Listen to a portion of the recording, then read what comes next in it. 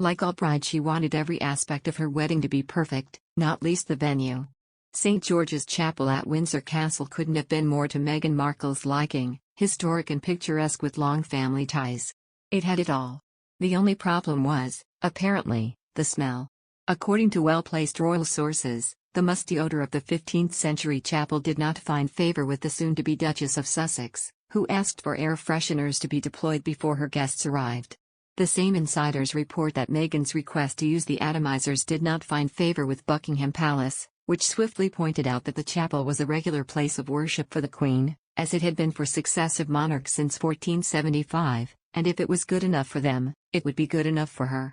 The source said, apparently Meghan didn't like the smell of the chapel, which, as you would expect, is a little musty. It's not unpleasant at all, though. It just smells how you would expect an old building to smell.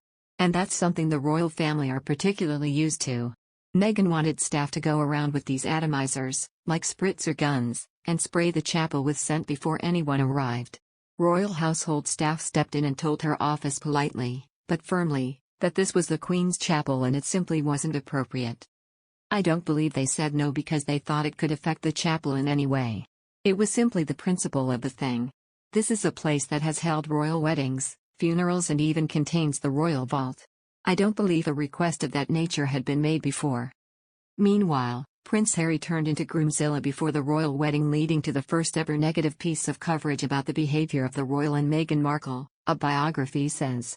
The Duke of Sussex was shouting in front of too many people after a dispute over Meghan's wedding day tiara, according to Tina Brown's new book The Palace Papers.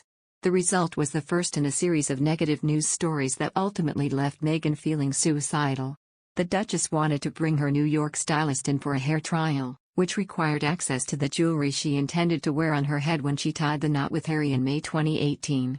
However, Queen Mary's bandeau tiara was kept under lock and key, requiring her to go through set protocols to seek access to the approximately $2.5 million piece. When Meghan felt the Queen's dresser Angela Kelly was blocking the appointment, Harry stepped in to defend his wife. Brown wrote, "It's not unusual for a bride to get everything she wants or become overwrought before her wedding, less usual for the man to turn into groomzilla." Harry was determined his wife should get everything he considered her due. "There was a lot of raging," a palace source told me. "In person shouting in front of other members of staff, basically in front of too many people, which is why it all started to come out and became the first ever negative piece of coverage about the behavior of the couple." Another news, hitting out at the couple's venture with Netflix, royal commentator Angela Levin said, "Not only a disaster but the fact that it was announced last July and apparently there's still nothing to show for it. Being a royal opens every door for you, but if you leave you can't just take the money, you have to do some work." Since the deal was announced in September 2020, the couple has yet to release anything. But their first planned release, Heart of Invictus, is currently in the process of being made. Royal expert Richard Fitzwilliams said the cutbacks would be a blow to Sussexes. He said, "The serious financial situation for Netflix, which has seen its shares plummet and which has announced radical changes to its content, is reflected in the decision to cancel Meghan's animated TV series Pearl. This will be a blow to the Sussexes, and the question obviously is, what do Netflix want from the royal couple now?" Harry's Heart of Invictus series will be due out soon, but the circa $100 million deal with the company is huge and they will need a return on their investment. The company that boasted a deal with the Sussexes and the success of The Crown is now being forced to make drastic cutbacks and changes to its output. It may well pressurize the Sussexes, who have an internationally known brand, to produce more, quickly.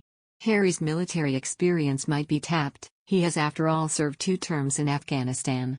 Meghan's experience as a thespian is another possibility. This was her life before she married Harry.